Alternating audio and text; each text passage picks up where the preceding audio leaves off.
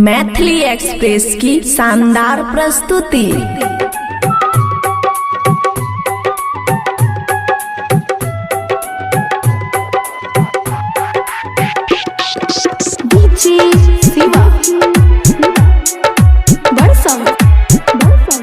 खुशी recording studio बलुआहा।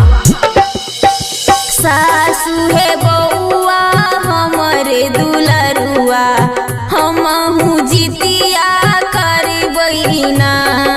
सासु है बउआ हमरे दुलरुआ, हमहू जितिया करबैना। हाँ जितिया करबैना, हमहू जितिया करबैना।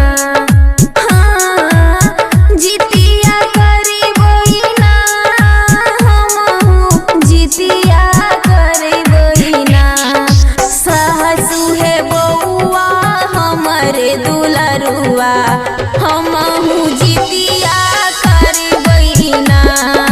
सासु है बउआ हमरे दुलरुआ, हमहू जितिया करबैना।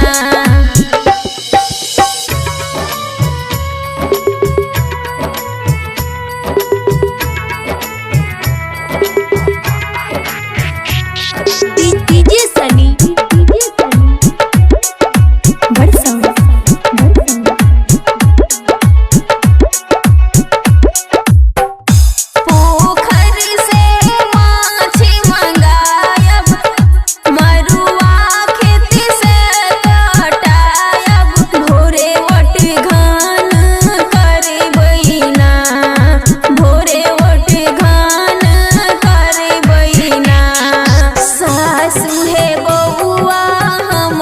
दुलरुआ हमहू जितिया करबैना।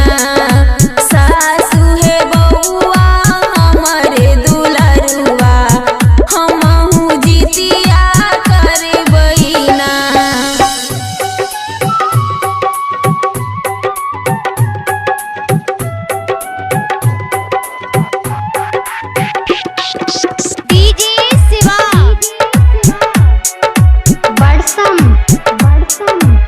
खुशी रिकॉर्डिंग स्टूडियो बलुआहा। डाली फल से सजायम, पियर कपूरा मंगायब। हम तनीरी जल रहबैना, हम तनीरी जल रहबैना। सासु है बउआ हमरे दुलरुआ, हमहू जितिया करबैना। सासु है बउआ हमरे दुलरुआ, हमहू जितिया करबैना।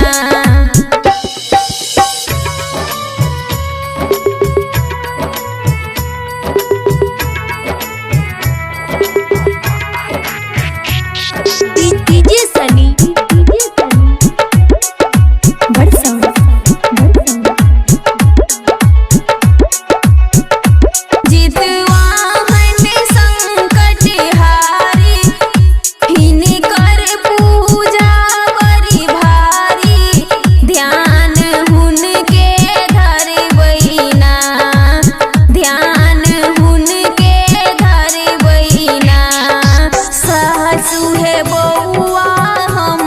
दुलरुआ हमहू जितिया करबैना।